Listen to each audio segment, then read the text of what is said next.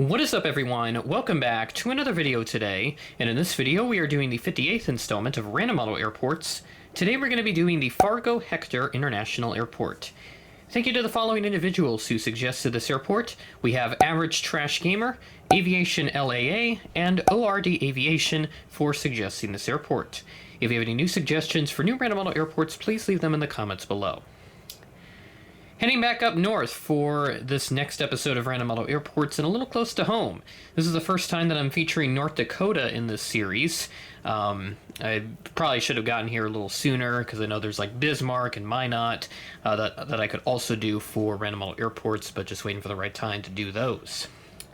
So we got a neat little airport here with just 5 gates, and we also have a couple other planes in this update as well that you can't see on your screen right now.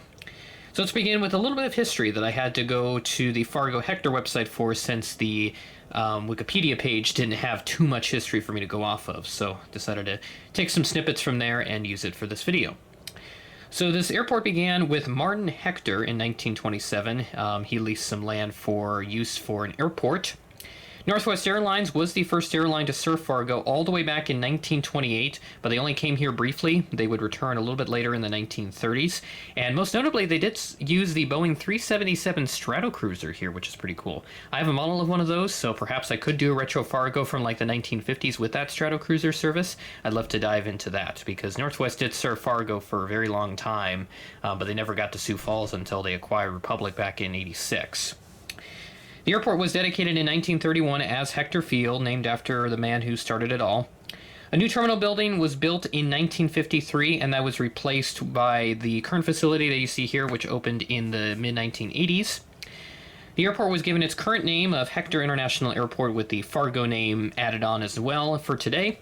That was given in 1982. And today there is an expansion project going on for several new gates to be added, and also some other improvements and renovations inside the existing facility. I have seen some of the updates that Fargo is currently experiencing right now, which is pretty cool.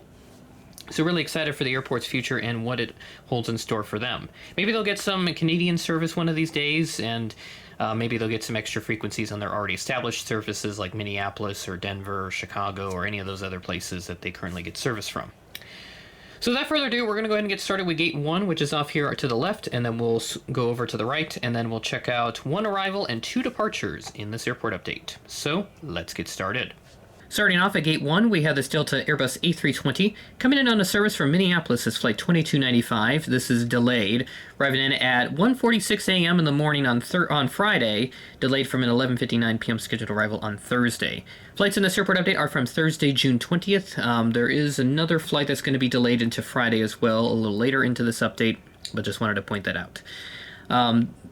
The delay here for this flight is going to be a little under 2 hours. I think about an hour and 47 minutes, I want to say. Hopefully my math is working on that, my mental math specifically. So either way, a very significant delay for the folks here on this Delta A320.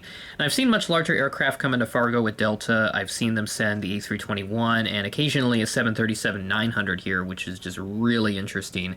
So Fargo gets a lot of the bigger planes, whereas us here in Sioux Falls, we just get the A319 and A320. Occasionally the 737, very rarely, and also the 717. We've seen that a little more recently too. One thing that we do have in common is the Delta Connection service. Right here it's on a CRJ 900, which is also coming in from Minneapolis. It's Flight 4120. This is operated by SkyWest Airlines. This arrived in at 4:52 p.m., delayed from a 4:47 p.m. scheduled arrival, so this is only behind by 5 minutes compared to the nearly 2 hours for the folks on the Delta mainline flight that arrived very, very late. Next up at Gate 3, we have this Allegiant Airbus A320. This aircraft arrived in from Nashville as Flight 336. This arrived in also delayed, but not by much either. This arrived in at 8:39 p.m., delayed from an 8:32 p.m. scheduled arrival, so this aircraft is only behind schedule by 7 minutes. Next up, we have a pair of United Express aircraft. Here at Gate 4 is a CRJ 200 with the carrier's Continental Globe livery. This arrived in from Chicago O'Hare as Flight 4748, operated by SkyWest, at 10:33 a.m., ahead of a scheduled 10:54 a.m. arrival. So our first aircraft arriving ahead of schedule here from the Windy City. Our last aircraft at the terminal here at Gate 5, we had this United Express Embraer 175, coming in from Denver as Flight 4805, also operated by SkyWest. This arrived in at 12:30 a.m. on Friday, delayed from an 11:17 p.m. scheduled arrival on Thursday. So this aircraft is delayed by an hour and 13 minutes, which is still pretty significant, but a little less than the first aircraft that we took a look at, which was that Delta 320. That was delayed by nearly 2 hours. That's all the aircraft we have here at the terminal. A very nice setup here for Fargo Hector International Airport. We'll go and check out 3 more aircraft, and then we'll round out this update. Frontier coming in hot. First up, we have this Frontier A321.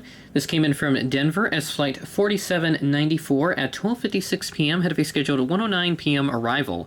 I've seen Frontier send in the 321neos here as well, which is really nice. I'll be picking up one of those at an upcoming event, which is going to be happening on the day that this video comes out.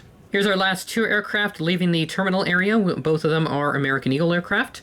We'll go and take a look at this Embraer 175 first.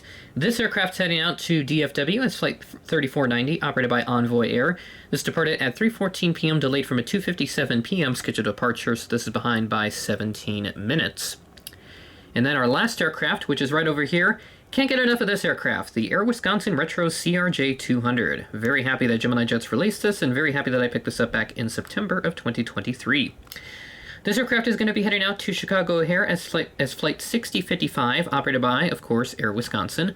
This departed at 6:01 p.m., delayed from a 3:47 p.m. scheduled departure time, so that is a very significant delay and much worse than the Delta A320 that we took a look at first off in this airport update. And that will do it for Fargo Hector, number 58 in this series. So on the day that this video is coming out, Airliners International 2024 in Kansas City will have officially begun. The first day inside the ballroom, more specifically, as Wednesday, June 26th, was the day meant for tours and just getting set up for registration and the convention itself. Very excited to be going back for my 3rd year, and as I said, this convention will be going on by the time this video drops. Originally, this was supposed to come out on Monday, but as I posted on my Instagram story, we did have some pretty significant weather move in and some flooding, unfortunately. But thankfully, the situation is getting much better right now, so I decided, back when the flooding was a little bit more significant, I decided to push this video back just out of caution in case this is going to worsen. But thankfully, the situation is improving now, and I'm able to get back to some regular content. So I appreciate your guys' patience with this video coming out, and hopefully we'll be able to continue smooth sailing for the rest of the summer. Just hope for no more significant rain for at least the next couple of weeks, because we need that water table to go way, way down, because all the rivers and creeks around here, they've been overflowing. But hopefully by the time this video comes out, they will be down enough to where if we do get enough rain again, it shouldn't really overflow unless we get like another 6, 7, 8 inches of rain like we did earlier this week and late last week. So with that being said, that is the end of the video. Thanks for watching, and I will catch you in the next video.